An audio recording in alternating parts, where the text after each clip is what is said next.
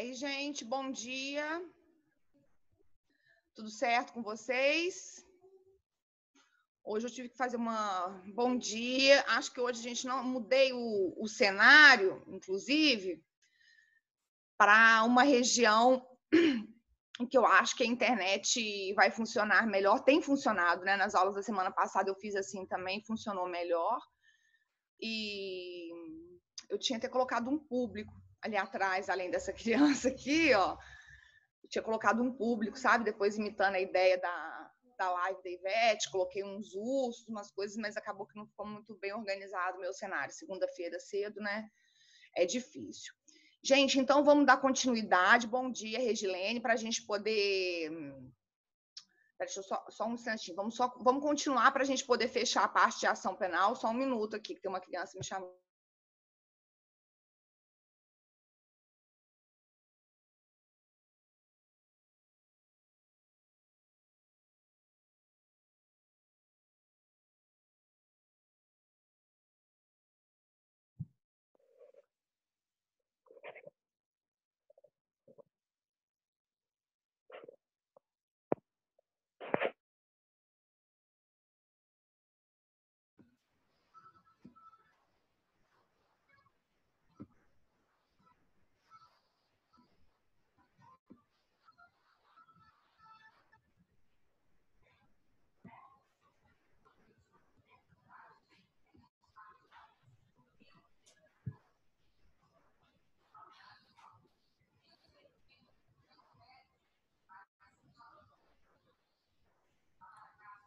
Gente, nossa, tá muito difícil. Crianças, imagino para vocês, né, para todos nós, mas as crianças, com esse negócio da aula online.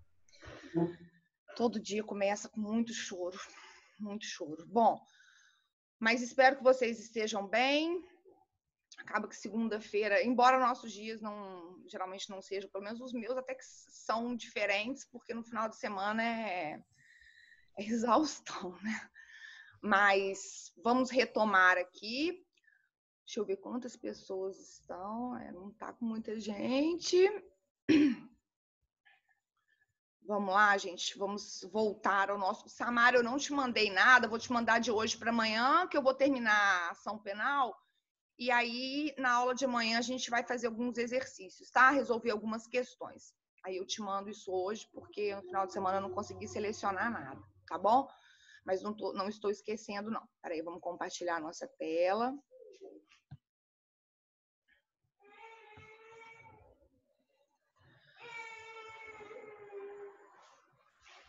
Continuando aqui, então, na ação penal, me corrijam se eu estiver errada. Eu acho que nós estávamos analisando os princípios da ação penal, foi isso? Me confirme aí. Falei da questão da indivisibilidade. E aí, para hoje, nós ficaríamos com essa parte aqui das espécies de ação penal e essas peculiaridades de denúncia e de queixa-crime. Confirma ou não? É isso mesmo, gente? Alguém me fala, por favor.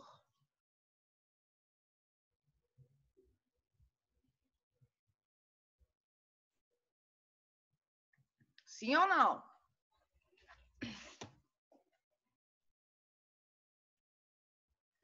Deixa eu ver lá. É isso mesmo? O Rodrigo chegou aí também. Bom dia, gente. A Lídia. No 4.3, então é isso mesmo.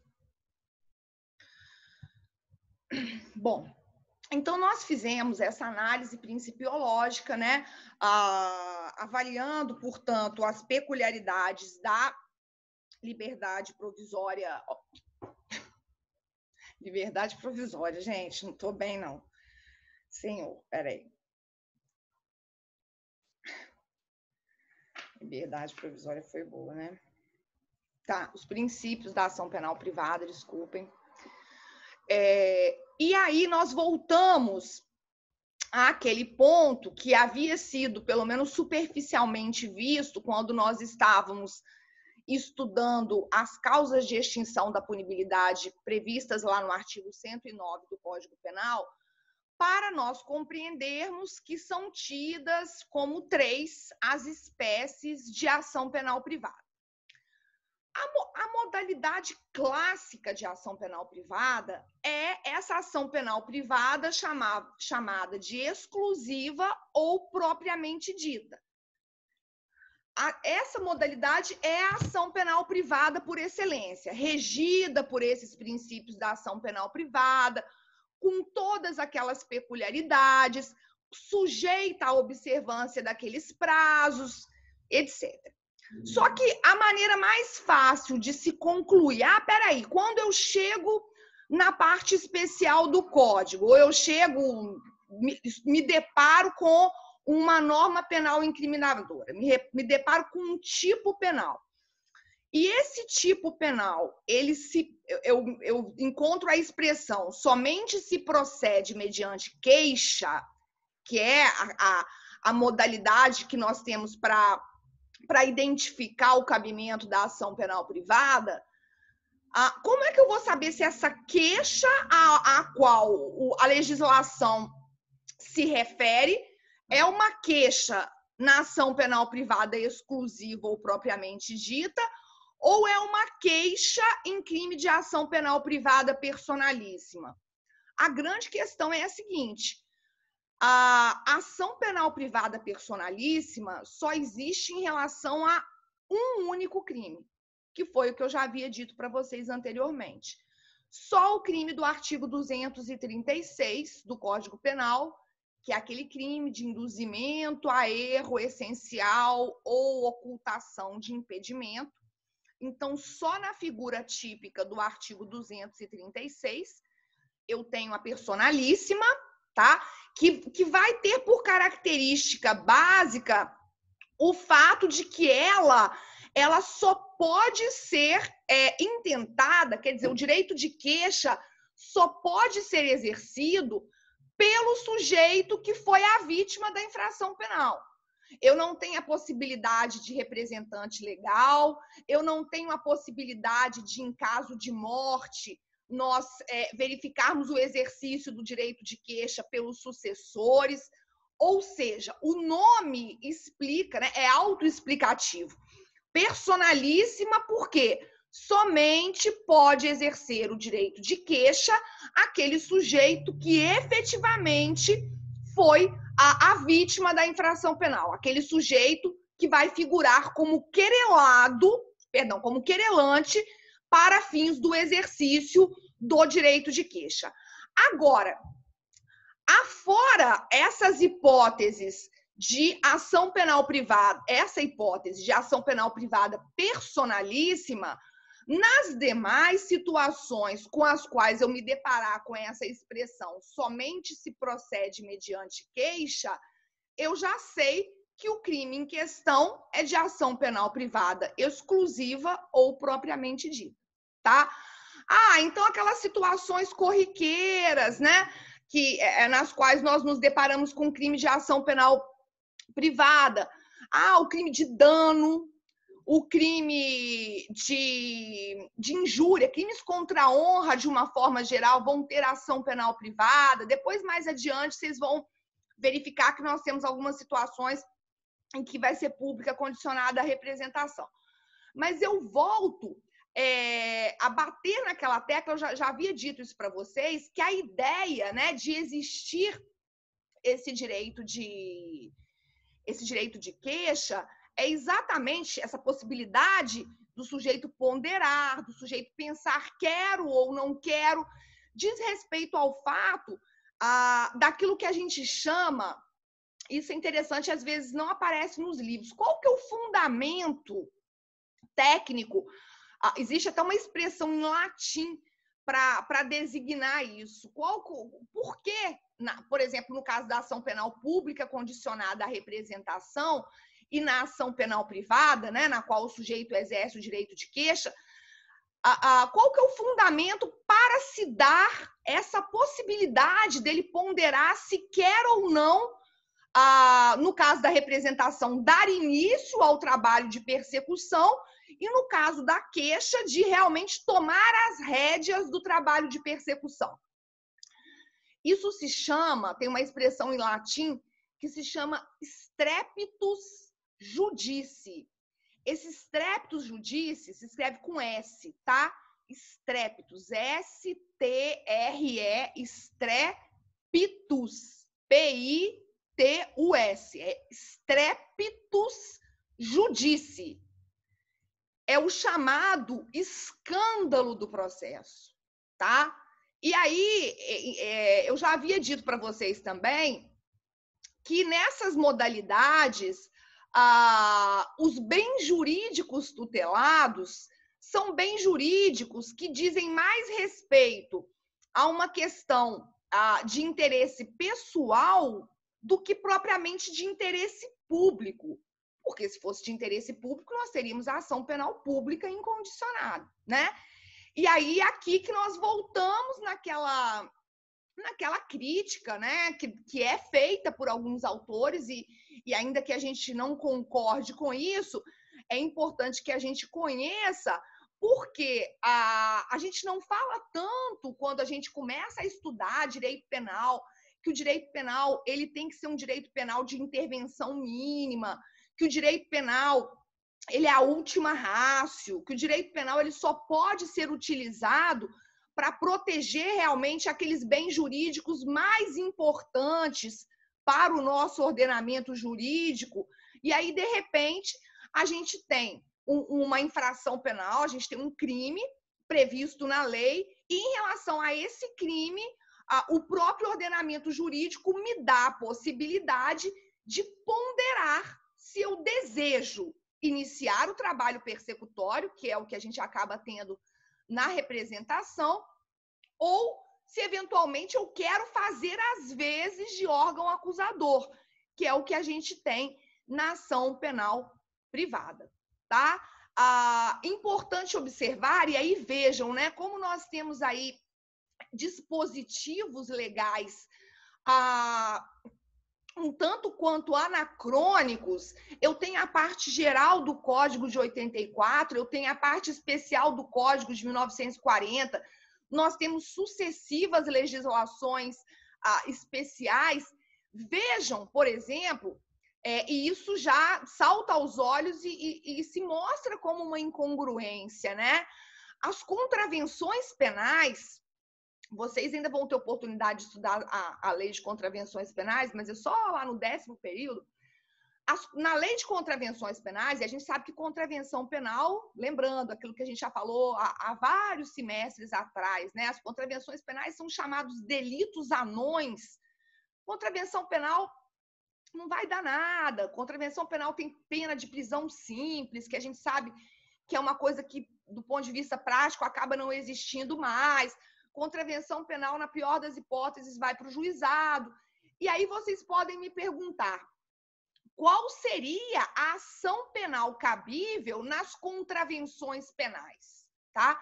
Qual seria a ação penal cabível? Vejam, quando a gente vai lá na lei de contravenções penais, nós não encontramos menção alguma à ação penal cabível. Então, o que isso significa? Eu tenho diversas contravenções penais previstas lá na lei e nenhuma menção à ação penal cabível, o que nos faz concluir que nas contravenções penais a ação é pública incondicionada, tá? Atenção a esse detalhe, porque se nós formos pensar numa... O que é esse API aí, Rodrigo? Você quer que eu escreva o strepitus judici? Deixa eu até escrever aqui. O que é esse API que você escreveu aí, Rodrigo? Foi uma vacilada? Strepitus. Ah, tá. Então, vocês já arrumaram uns... Ah lá, ó. Oh, não, peraí, eu acabei escrevendo, foi para Beatriz. Gente do céu, hoje eu tô realmente bem louca, né? Deixa eu ficar atenta para não correr risco nenhum de eu falar nenhuma besteira aqui, hein? Depois desse final de semana... Aí agora eu coloquei para todos. Ah lá, vocês viram os alunos imaginários? Ó, tem um urso. Só que não deu para organizar muito bem. Eu só fui catando a bagunça aqui, eu fui jogando. Falei, vou colocar esses... Na verdade, eu inventei essa história de alunos imaginários baseada na live da Ivete, porque tava uma bagunça danada, eu não tava tendo onde colocar esses brinquedos, eu falei assim, vou tacar esses brinquedos tudo aqui atrás e aí também, por um lado, eu me sinto até mais acolhida, eu tô sentindo falta, não tem ninguém para falar, né? Eu coloco uns ursos, umas Barbies, uma galera aqui, e aí eles representam vocês, tá? A falta de vocês está sendo suprida, lógico que nunca à altura, mas por seres inanimados, os quais eu passo todos os meus dias, quando eu não estou online com vocês, eu passo dando aula para esses. Ai, gente, nossa senhora, tá difícil demais. Tô achando que vocês estão tão sensatos, todo mundo quietinho, ou vocês, assim, colocaram aí a aula para correr e não estão nem prestando atenção, porque não é possível. Tô achando vocês muito silenciosos. Pegaram o estrépito judice, né? Então, voltando aqui, na ação, na lei de contravenções penais, isso é contraditório, né? De repente, bem ou mal, se é crime, eu tenho um crime de dano, eu tenho crime de ameaça, ação penal privada, perdão, na ameaça é pública condicionada à representação. Mas vejam, quando eu chego na lei de contravenções penais, as contravenções que entram nesse grande gênero, né, infrações penais, as contravenções que são os nossos delitos anões, que são infrações, como dizem os clássicos, de diminuta potencialidade lesiva, que tutelam, né, bem jurídicos. A gente falou, inclusive, já em outras oportunidades, gente, mendicância era contravenção penal, né, embriaguez era contravenção penal, embora a embriaguez até esteja lá. Então, vejam, isso é ação penal pública incondicionada, tá? Então, fica essa advertência, esse alerta, porque se a gente for pensar numa perspectiva lógica, você vai falar assim, não, então, peraí, contravenção tem ação penal privada. Não, contravenção penal tem ação penal pública incondicionada. Beleza? E um outro ponto também importante, eu acho que eu já havia dito para vocês, até naquelas outras ocasiões que nós mencionamos, ainda que mais en passant, a parte de ação penal, que durante muito tempo, isso é produto isso é coisa de 10 anos para cá que mudou, né? Os hoje chamados crimes contra a dignidade sexual, eles eram chamados de crimes contra os costumes, e a ideia básica, na maior parte dos crimes chamados de crimes contra os costumes, que era estupro, né, atentado violento ao pudor, que hoje não existe mais, mas, enfim, esses crimes contra a dignidade sexual, eles tinham ação penal privada, tá? Então, a pessoa vítima de estupro, a pessoa vítima de qualquer tipo de violência sexual, ela, a princípio, embora nós até tivéssemos algumas hipóteses de ação penal pública, essas pessoas elas tinham que figurar ali no polo ativo da ação penal. Então, se a gente já sabe que hoje nós temos uma situação de subnotificação de estupros, de violência sexual de uma forma geral, e olha que a ação é pública incondicionada, imagina naquele tempo, né? Porque, olha só, a pessoa já tinha sido vítima desse tipo de infração penal e ela, via de regra, como a regra era a ação penal privada, para que pudesse ser iniciado e para que tivesse continuidade o trabalho persecutório, ela precisaria contratar um advogado, etc. Tudo que demanda uma ação penal privada. Ok? Bom, e essa ação penal privada subsidiária da pública?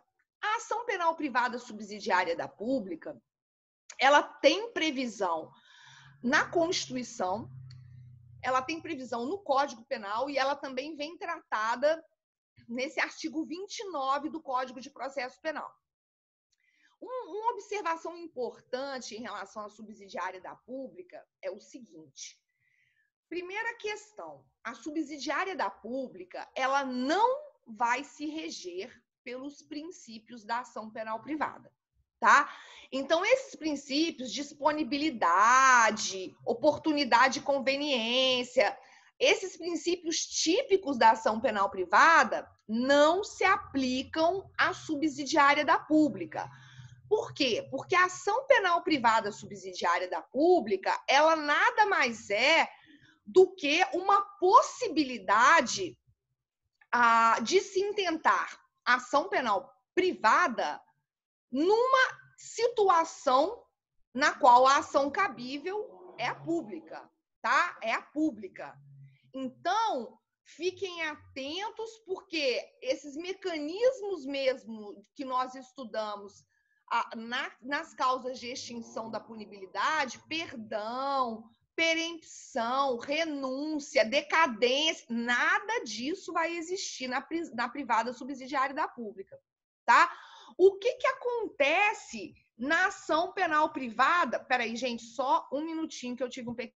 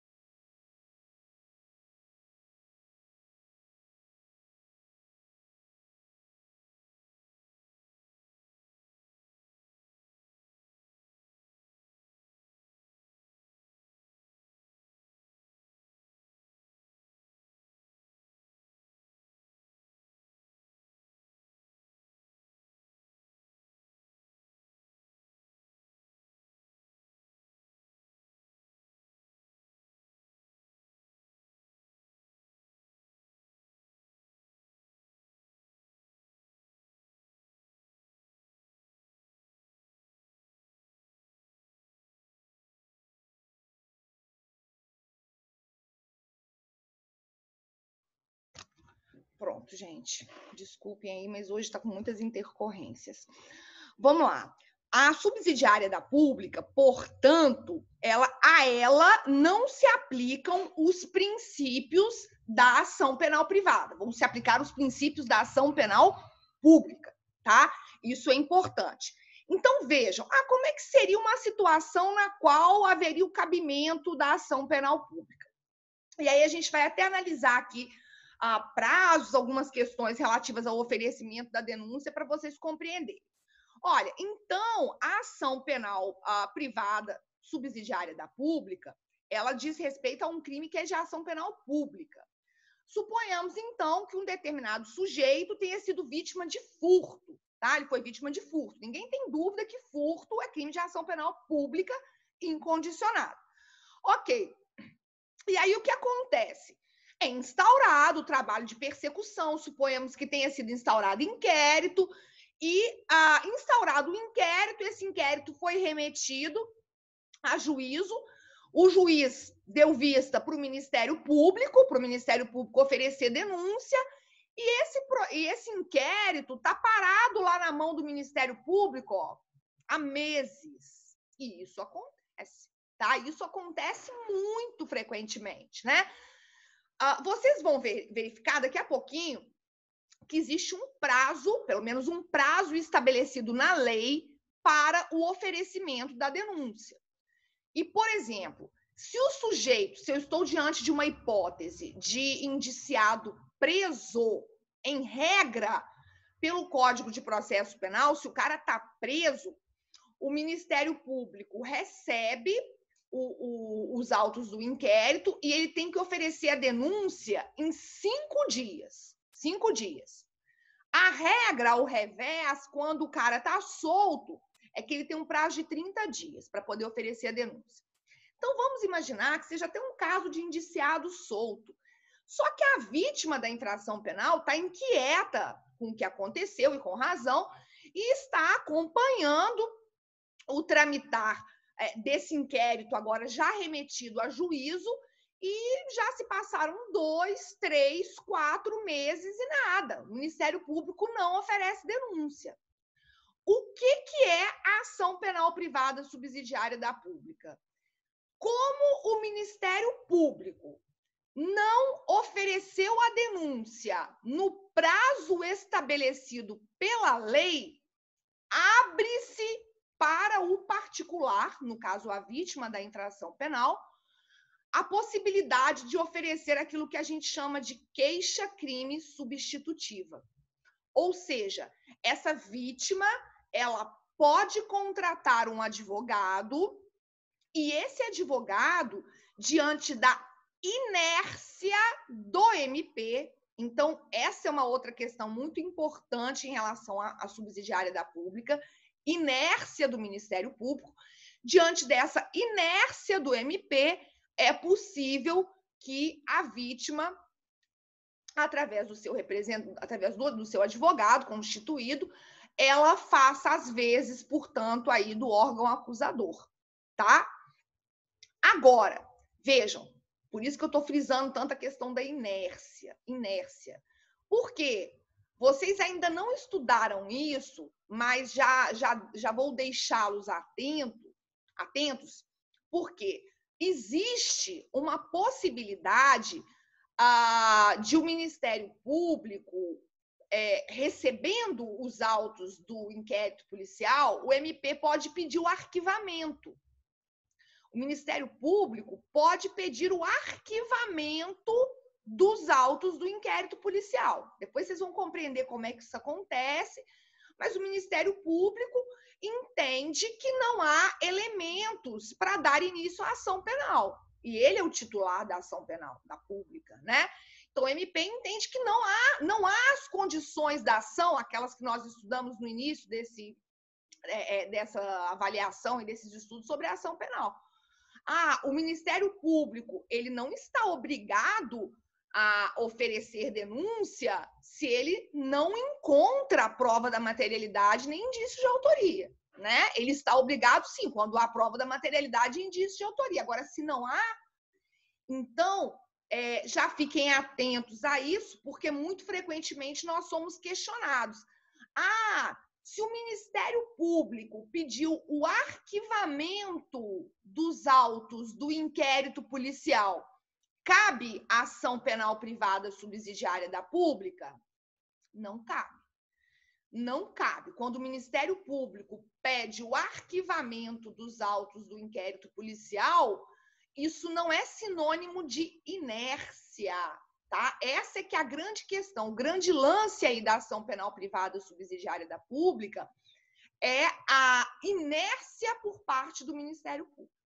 Então, se eu não tenho inércia por parte do MP, vejam, não é cabível a ação penal privada subsidiária da pública.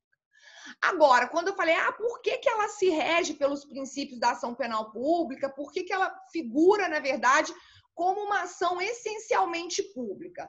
Olha, suponhamos, então, que naquele exemplo que eu dei para vocês do furto, que a vítima, então, contratou um advogado para poder oferecer a queixa-crime e dar ali movimentação a essa ação penal. Num dado momento, a vítima observa que, nossa, isso vai demorar muito, eu vou gastar muito dinheiro, e aí a vítima para de dar andamento, deixa o processo parado.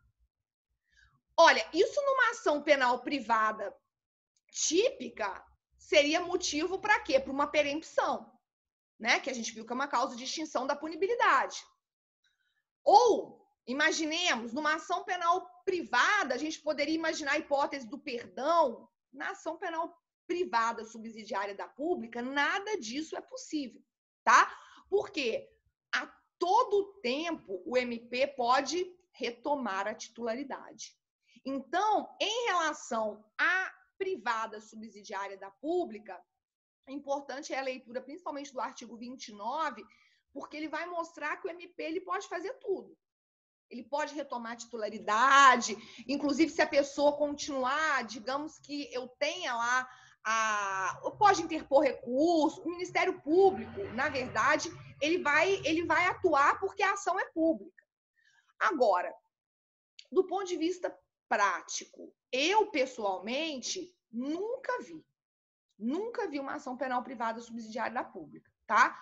Algumas pessoas já viram em algumas situações, mas isso é muito raro, tá? Até pessoal que faz estágio aí em vara criminal, quem já tiver tido contato, desafio vocês a me falarem se houve, porque é raro. É muito raro. Se a ação penal é pública, né? Imaginem. Bom, mas então ficam essas observações mais importantes. Depois, como eu já disse, né, em repetidas oportunidades, vocês vão estudar essa parte numa matéria chamada ação penal. Agora, para a gente conseguir concluir esse estudo, que ainda é preliminar, sobre a ação penal, a gente traz aí a denúncia e a queixa-crime. E aí, quando eu falo do conceito, o que são que a denúncia, a queixa-crime? Olha, na verdade, elas são as peças acusatórias, né? Do mesmo jeito, elas são as exordiais acusatórias. Lembrando que exordial é uma expressão que a gente também usa para a petição inicial, né? Ah, exordial com X. Só para vocês se lembrarem, caso não conheçam essa expressão, tá?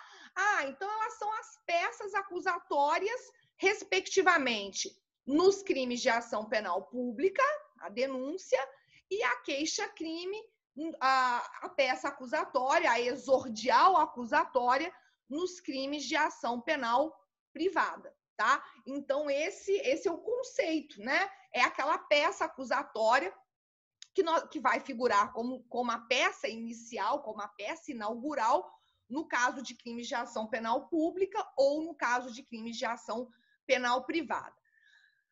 Cuidado, depois também vocês vão estudar isso mais a fundo, mas existe uma certa... hoje isso não existe mais uma certa discussão. A questão é vocês observarem. Então será que eu posso dizer que com o oferecimento da denúncia ou da queixa-crime, a partir do momento em que a denúncia ou a queixa-crime foram oferecidas, será que eu posso dizer que a ação penal está iniciada? Olha, a gente vai compreender, até com base depois na reforma que veio do Código de Processo Penal de 2008, isso fica bem claro, considera-se a ação penal realmente iniciada a partir do momento em que nós temos o recebimento dessas peças acusatórias, tá?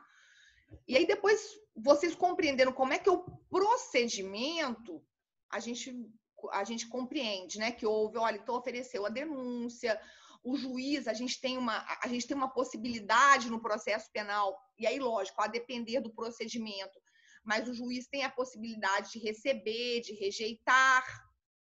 A gente tem a possibilidade. Aí tem fundamentos diversos para isso, né? Aí o juiz, antes de uma decisão definitiva, o juiz vai citar o réu para que ele apresente aquilo que a gente chama hoje no processo penal de resposta escrita à acusação.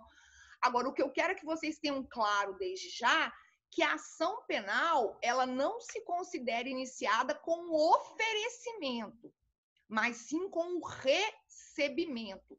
Por quê? Porque a nossa próxima matéria, o nosso próximo objeto de estudo é prescrição. E no estudo da prescrição, no cálculo de prescrição, a todo tempo a gente tem que ficar muito atento ao momento do recebimento da denúncia ou da queixa. Por quê? Porque o recebimento, existem outras causas interruptivas, mas o recebimento da denúncia ou da queixa é o primeiro marco interruptivo da prescrição. Quer dizer, o prazo prescricional está correndo. Aí o juiz recebeu a denúncia ou a queixa, zera. E isso é muito importante. E, tradicionalmente, quando aparecem as questões para a gente resolver sobre prescrição, eles colocam lá para a gente, a denúncia foi oferecida, eles vão encher de dados relativos a datas para confundirem, né? Para nos confundirem na hora de resolvermos, de fazermos os cálculos. Então, o que vai ser um marco muito importante para a gente fazer cálculo de prescrição e seja qual modalidade de prescrição for, mas notadamente a prescrição da pretensão punitiva. Nós precisamos muito dessa referência, tá? Que é a ação, que é o recebimento, é o momento do recebimento da denúncia da queixa, e não o seu oferecimento, ok? Bom, vejam aí que os requisitos, o que tem que constar na denúncia ou da queixa? Eles aparecem descritos no artigo 41 do Código de Processo Penal, e o 41 nos diz, olha, eu preciso da descrição do fato com todas as suas circunstâncias, eu preciso da qualificação do acusado, ou que sejam fornecidos dados que possibilitem a sua identificação, eu preciso da classificação jurídica, eu preciso do rol de testemunhas, caso existam, porque acaba que essa peça também é o primeiro momento que nós temos já para o Ministério Público ou o querelante, conforme a modalidade de ação penal, já pugnarem pelos meios de prova a serem utilizados, né?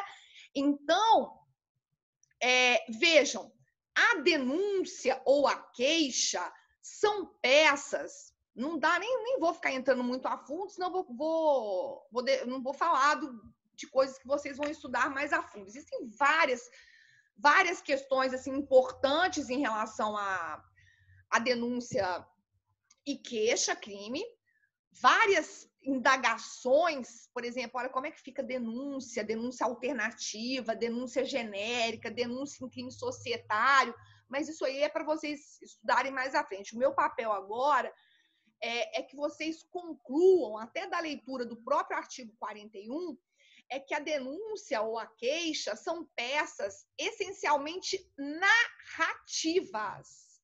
O que é fundamental que apareça nesse tipo de peça, nessa peça acusatória? É fundamental que o fato seja narrado com a maior riqueza de detalhes possível, com tudo aquilo que efetivamente foi apurado até então, tá? Então, você não vai falar que no dia tal, na hora tal, no local tal, o sujeito se valendo de violência. Qual foi a violência? A violência empregada através de arma de fogo ou através de chutes, pontapés e dedo no olho. Tudo isso tem que ser minuciosamente descrito na peça acusatória. Tá? Isso é importante. Para quê? Principalmente porque o que acontece? Às vezes, depois, quando a gente vai estudar a prática, vocês estão acostumados, né? Na petição inicial, o pessoal enche de doutrina, enche de jurisprudência. Denúncia e queixa não tem que ter doutrina, não tem que ter remissão, não tem que ter citação de doutrina, jurisprudência, nada disso. O fundamental aqui é realmente que aquele fato ele seja narrado com todas as suas circunstâncias, com a maior riqueza de detalhes possível. Principalmente porque o sujeito, e aí a gente vai ver que, lógico, o exercício do direito ao contraditório, o exercício ao direito de defesa, ele somente é viabilizado quando o réu ou quando o querelado no processo penal, ele tem ciência ampla dos fatos que lhe são irrogados, da imputação que lhe é feita. Se eu chego e falo ali na denúncia, no dia tal, na hora tal, o sujeito praticou furto contra fulano de tal. Eu preciso de todas essas circunstâncias, tá? E isso é muito importante para o exercício pleno, tanto do contraditório quanto da ampla defesa aqui dentro do processo penal. Eu preciso dessa narrativa minuciosa. Eu não vou ficar juntando doutrina, jurisprudência. Esse é o momento da narrativa minuciosa do fato criminoso, tal qual ele supostamente ocorreu. O réu, o querelado, ele se defende dos fatos. Inclusive, isso é muito importante. Mas se de repente, olha lá, o Ministério Público, numa denúncia, ele narrou os fatos e ele tipificou aquele crime como lesão corporal seguida de morte, ao invés de um homicídio doloso propriamente. Vejam, o réu se defende dos fatos. Então, a capitulação legal, a tipificação legal não é o mais importante, tá? Para que ele possa, inclusive, exercer ali os seus direitos, né? Os direitos inerentes ao devido processo legal na sua plenitude. Porque aqui no processo penal, quando vocês começarem a estudar realmente o processo penal a fundo, vocês vão verificar o seguinte: processo penal, principalmente se a defesa é uma defesa, não estou nem dizendo uma defesa mal intencionada, não. Se a defesa é uma defesa realmente conhecedora de todos os direitos, sejam eles os direitos constitucionais, sejam os direitos que acabam emanando das próprias regras procedimentais, etc., você consegue nulidade de muita coisa, tá? No processo penal, você vai, olha, aí, às vezes não reconheceu aquilo ali na primeira instância, você vai recorrer e vai para a segunda, e vai, de repente, chegar até as instâncias superiores para reconhecer o quê? Reconhecer nulidade por cerceamento do direito de defesa. Então, o trabalho da acusação, ele tem que ser um trabalho muito bem feito. Por quê? Porque senão a defesa, o sujeito que está bem assessorado, ele consegue nulidade por qualquer... Eu não estou dizendo que aí, às vezes, as pessoas interpretam de uma maneira equivocada. Ah, o processo penal tem muita brecha. A grande questão é a seguinte: do mesmo modo que o trabalho defensivo tem que ser um trabalho bem feito, o trabalho acusatório também tem que ser um trabalho bem feito, tá? A partir do momento em que você tem um trabalho acusatório que simplesmente imputou a infração penal, mas não houve uma narrativa precisa, aquilo vai passando nulidade absoluta, e essas nulidades, que são nulidades decorrentes de não observância a direitos e garantias fundamentais, são nulidades absolutas que você consegue reconhecer a qualquer tempo e em qualquer grau de jurisdição. Então, às vezes, o que a gente, de maneira leiga, ouve falar de... Nossa, mas veja só, olha, porque o sujeito consegue enrolar e não vai preso de jeito nenhum, levando o processo até as últimas instâncias. A grande questão é, às vezes, o trabalho persecutório, ele é feito de uma maneira meio implacável, mas implacável no sentido assim, de promover acusações sem efetivamente permitir o exercício da defesa, do direito de defesa de uma maneira plena por parte do sujeito, da outra parte, do réu ou do querelado, tá? E aí, se você tem uma boa defesa, a grande questão é essa, né? Eu não vejo tanto essas... o processo tem brechas, a lei tem brechas. A questão não é exatamente essa. A grande questão é que o sujeito que está bem assessorado, que tem um bom advogado, e aí, lógico, aí a gente acaba entrando naquela nossa velha questão. Quem é que vai estar bem assessorado? Quem é que vai ter um bom advogado? Quem tem dinheiro, né? Quem tem dinheiro. Ele consegue, sim, encontrar, eu não diria brechas, isso não são brechas, mas porque o trabalho persecutório, vocês estão estudando isso agora, que vocês estão tendo essa teoria geral do processo penal, vocês já viram, o nosso sistema penal é o acusatório, a gente tem que ter a tripartição das funções, um órgão acusa, o outro defende, o outro o juiz tem que ser imparcial, enfim.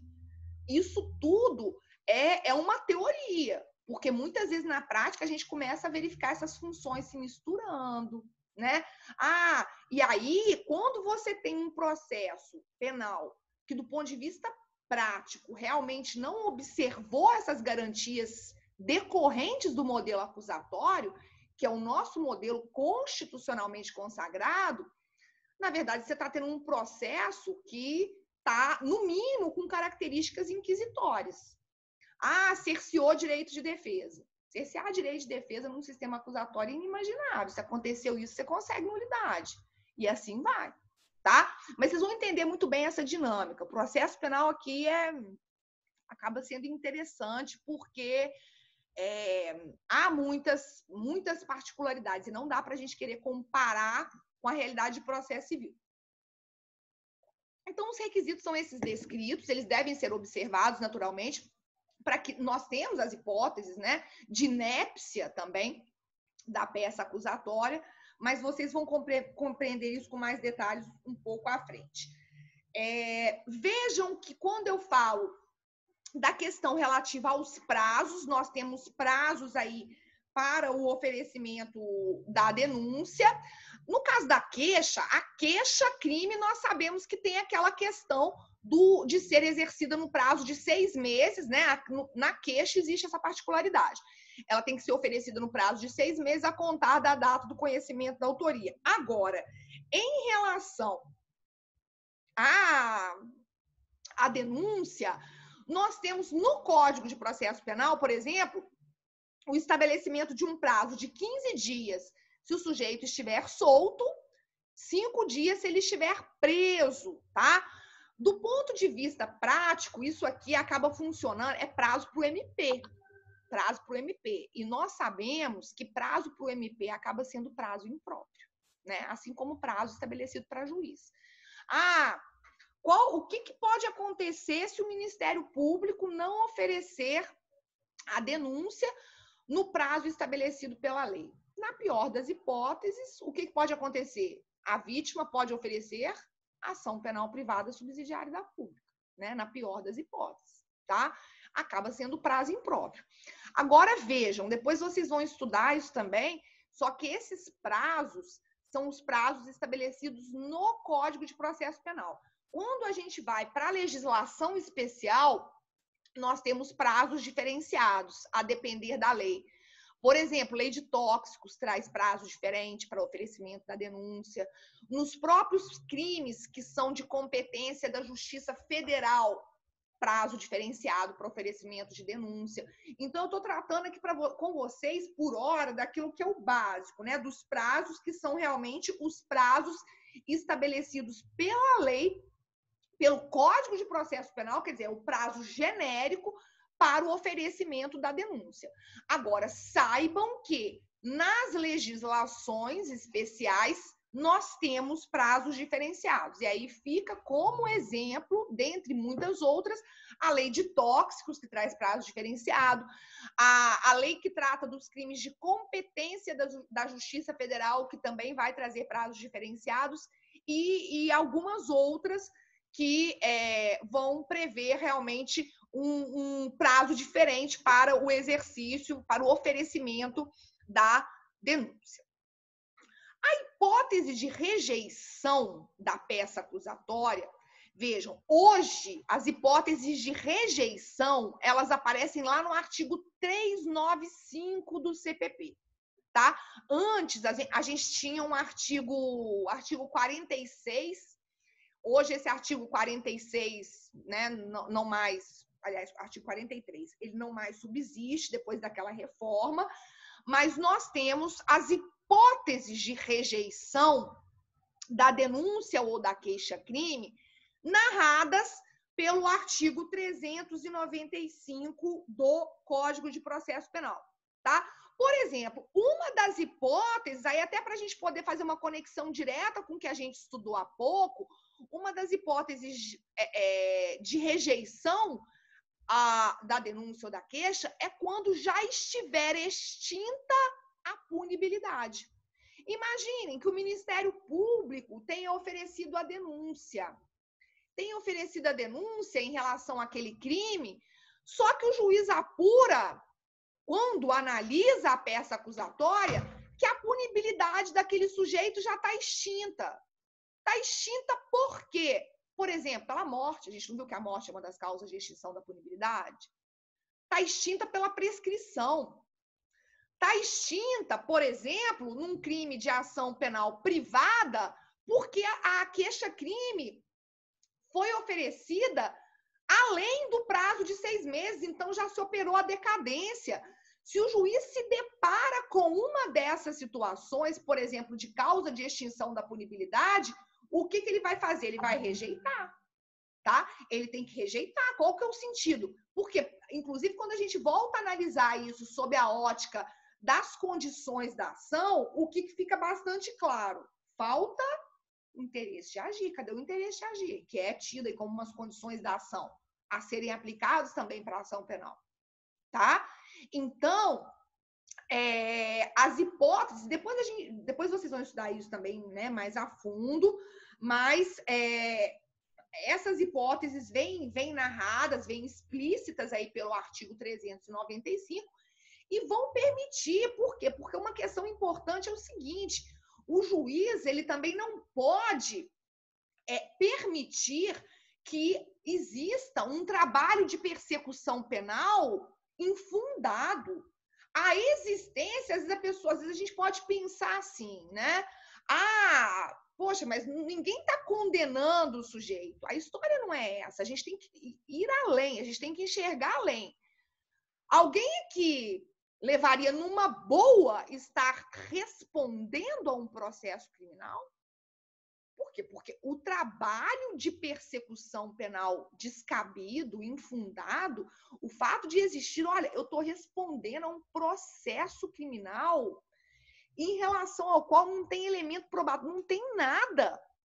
Essa persecução penal infundada, essa persecução penal temerária, ela não pode existir. O juiz não pode permitir isso. Então, são hipóteses, por exemplo, a gente falou tanto da justa causa, a justa causa hoje ela aparece explícita lá no Código de Processo Penal, olha, é preciso que exista justa causa. É uma hipótese de rejeição, se o juiz verificar que não há justa causa, que não há aquele material, que não há aquele suporte probatório mínimo, ok? Então, nesse caso, o juiz poderia rejeitar. Então, depois vocês terão a oportunidade de examinar isso profundamente, né, na parte de ação penal. Depois, quando a gente estuda isso, são muitos detalhes, mas vocês já compreendem que há essas hipóteses de rejeição. E o que eu quero que, antes de tudo, vocês saibam. Às vezes, quando a gente vai analisar, né, numa perspectiva concreta, cuidado, porque às vezes a gente faz um raciocínio meio simplório, né? Não está violando a presunção de inocência. A presunção de inocência, ela fala que não pode condenar. Mas vejam, um trabalho de persecução infundado, ele é temerário, ele é vexatório, ele importa em constrangimento ilegal, inclusive, porque senão eu vou começar a falar de recurso. Mas olha só, se você tem... Há situações em que como é que você busca o trancamento da ação penal?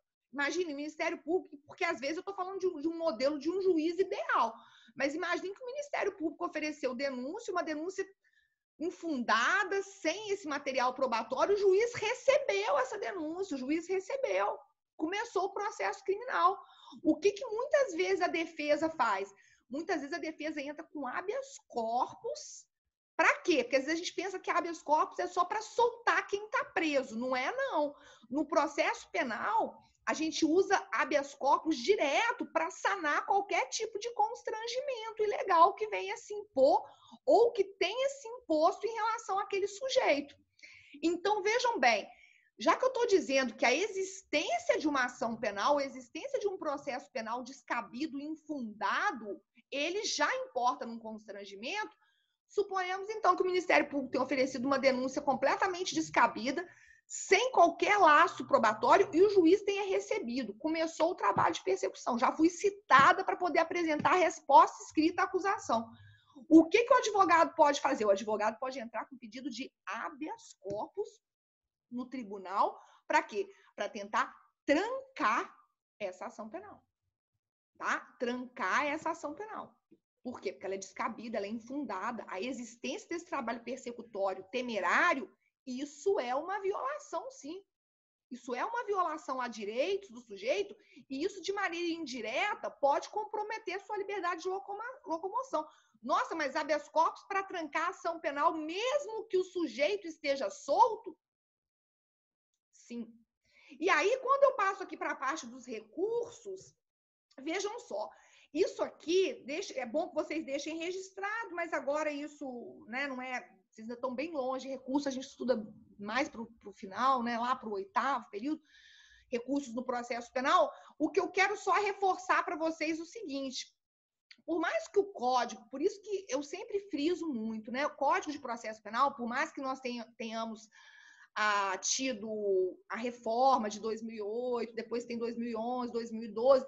O Código de Processo Penal, ele na essência, o código ele data de 1941. O Código de Processo Penal, ele segue uma linha, na sua concepção original, o Código é linha dura. O Código ele não é garantista, não tem nada disso. Por isso que a gente sempre frisa muito, olha, releitura do Código de Processo Penal com base na Constituição, filtragem constitucional. O Código de Processo Penal, muitas vezes, ele pode nos levar, se a gente faz uma leitura desavisada, tem dispositivo que é completamente incompatível com a Constituição, tá? E aí, embora seja isso que valha, vejam só, o Código, ele tem a previsão de recurso para decisão que rejeita. Então, vejam só, uma vez oferecida a denúncia, se essa denúncia foi rejeitada pelo juiz, a denúncia foi rejeitada, o Código, ele prevê o chamado recurso em sentido estrito. Vocês vão verificar que aqui no processo penal a gente usa muito essa figura, o rese. O que é rese? Rese é essa sigla, R-E-S-E, rese, recurso em sentido estrito, tá? Então, da decisão do juiz que rejeita a denúncia ou a queixa, artigo 581, inciso 1º do CPP, recurso em sentido estrito, tá? O chamado rese. Agora, da decisão que recebe, da decisão do juiz que recebe a denúncia ou a queixa, nós não temos nenhuma previsão recursal específica no CPP, tá? Então, no CPP, eu tenho a previsão de um recurso para a decisão que rejeita, que é o recurso em sentido estrito, 581, inciso 1º do CPP. Agora, da decisão do juiz que recebe, nós não temos nenhuma previsão recursal, tá? E aí, qual é a via? Não estou dizendo que sempre vai ser cabível, mas qual é a via cabível para que eu possa, eventualmente, impugnar essa decisão do juiz no sentido de receber a peça acusatória? Habeas corpus, tá? O habeas corpus. O habeas corpus, que não é tecnicamente um recurso, né? Os remédios constitucionais que vocês já estudaram, mandado de segurança, habeas corpus, habeas data, mandado de injunção, eles não são tecnicamente recursos, né? A gente fala que são ações autônomas de impugnação, mas para essa decisão que recebe, o cabível seria o habeas corpus. Espera aí, gente, só um minuto.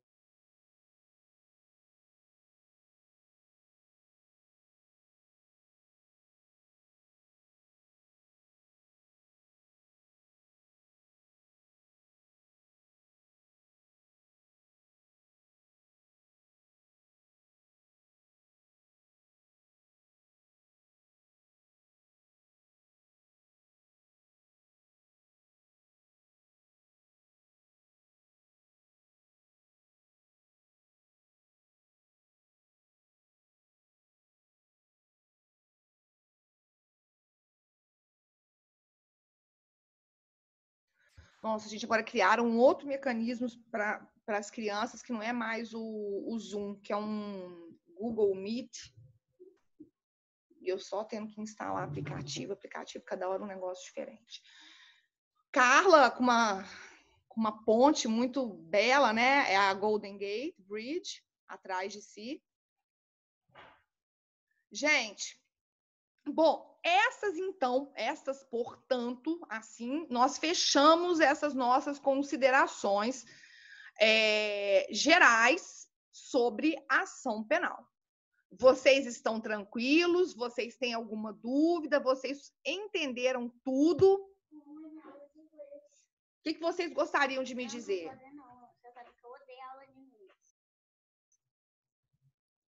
Meu Deus do céu. Você tem que ver pelo menos o que é a matéria da aula. Nossa, mãe. Gente, se vocês acham que vocês estão sofrendo, vocês não têm ideia do que uma mãe sofre. Ainda mais com crianças rebeldes. Deixa eu ver aqui, deixa eu até ver se não... Gente, então, Tranquilo? Vocês estão muito silenciosos, estão apáticos, é ruim. Também estou estudando pelo livro do Fernando Capês. Cuidado com o livro do Fernando Capês, muito cuidado com o livro do Fernando Capês. Ainda mais nessa parte, se vocês estão... Bom, eu fico meio cabreira, porque o livro do Capês, ele tem uma veiazinha acusatória meio pesada. Nessa parte de estudar sistemas, vocês estão estudando sistemas processuais. Aí eu também não posso me meter, na verdade, porque eu não sou professora de processo penal, né? Mas, assim, o livro do Capês, ele é um livro didático para esse começo, sim. Só que isso aí não vale só para o livro do Capês, isso aí vale para qualquer livro. O que eu quero sempre que vocês tenham cuidado. Cuidado para não pegar um livro e ler o que aquele autor diz e achar que o que aquele autor diz é uma verdade absoluta, tá?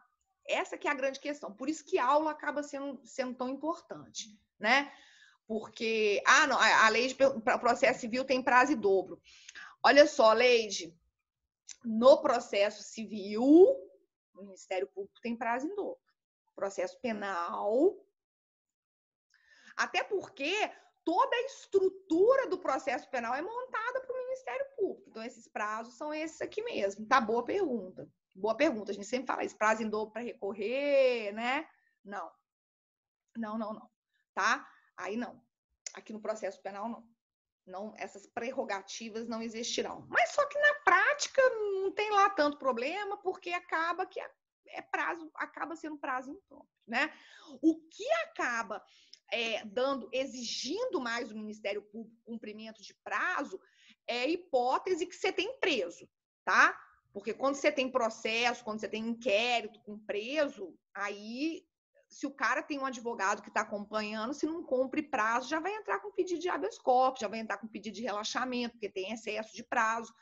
Mas quando o cara está solto, ninguém preocupa em cumprir muito prazo no processo penal, não. Mas só a gente fechando, essa questão não é que não acho que hoje o Capês seja o melhor livro de processo penal. Né? Não estou nem falando, isso não é a minha opinião pessoal, assim, mas quando a gente pega o pessoal todo que é referência para estudo, para OAB, para concurso e tal, não é. Houve até um tempo que o Capês era forte, tal, mas isso quando eu estudava, né? Ou seja, já tem mais de 10 anos. Ô, gente, mas olha só, lógico que para acompanhar, beleza, tranquilo, tá? Agora, isso é o que eu volto a falar. Cuidado para vocês não pegarem um livro e achar que aquele autor fala é verdade, né? Que às vezes o pessoal pega e começa, não, fulano falou, cuidado. É doutrina, né? É doutrina, é opinião, muitas vezes é opinião pessoal dele. E às vezes, por isso que a gente acaba tendo uma tendência a buscar essas obras que fazem o meio termo, né? A doutrina entende assim, majoritariamente, a jurisprudência entende assim, para a gente não correr o risco de assumir nenhuma posição assim muito categórica que possa nos levar a erro, tá? Mas é só porque aí, pessoal, acho que sim, lógico, estudei pelo livro dele e tal, inegável, total competência, só acho que talvez ele assuma uma linha dura demais. Às vezes, ele não é muito dessa linha de preocupação com direitos e garantias fundamentais, sabe? Às vezes, no livro dele, naquela parte de principiologia, eu estava até dando uma aula sobre isso, na parte de provas, tem muito aquela história de falar ainda de verdade real no processo penal, o que é uma coisa hoje meio superada. Então, com cuidado, sempre com cuidado, tá? Não entendendo nada que é dito como verdade absoluta. Só o que eu falo, tô brincando. Gente, então, tranquilo? Não tem que mandar não, Rodrigo. O pessoal tá com mania de fazer isso, mas não precisa não, porque eu tiro o relatório e eu vejo a hora que entrou, a hora que saiu, quem que entrou, quem que saiu, ok? Então, eu vou mandar para a Samara uma listinha de exercícios, para amanhã a gente fazer essa lista de exercícios, darmos uma treinada em tudo que nós estudamos até agora, ok? E na outra semana, nós vamos viver essa experiência inovadora de estudar prescrição. Tá? De começar o estudo de prescrição, ok? Gente, boa semana para vocês. Que bom que hoje não tivemos nenhuma falha aqui no sistema, né? Pelo menos, você citando Gadamer. Onde que estava citando Gadamer? Gadamer, em verdade, a gente tem que citar, né? A processo penal, se eu fosse falar para comprar um livro, eu falaria o Nestor Távora, o Renato Brasileiro ou o Norberto Avena, que é o que o pessoal mais usa hoje para a verdade absoluta. Gostado que eu dei uma aula sobre isso outro dia para o pessoal na turma da noite e foi bem legal. Pois é, não travou porque eu mudei o cenário. Tá vendo? Aqui tá mais próximo do molden e tal. Então, eu acho que tá funcionando melhor. Aí eu comecei a fazer esse teste, enfim, vamos ver. Tem mais invasão, né, gente? As crianças acabam, mas deu certo, tá? E assim vamos, porque vamos pedir a Deus, gente, que as coisas fiquem, né, que deem certo para que, quem sabe, realmente a gente consiga voltar daqui a um mês. Pensa só que legal. Gente, beijinhos para vocês, então. Hoje eu vou até 1h30, então tem que estar muito forte. Boas aulas vindouras aí para vocês. Amanhã a gente se encontra, tá? Tchau.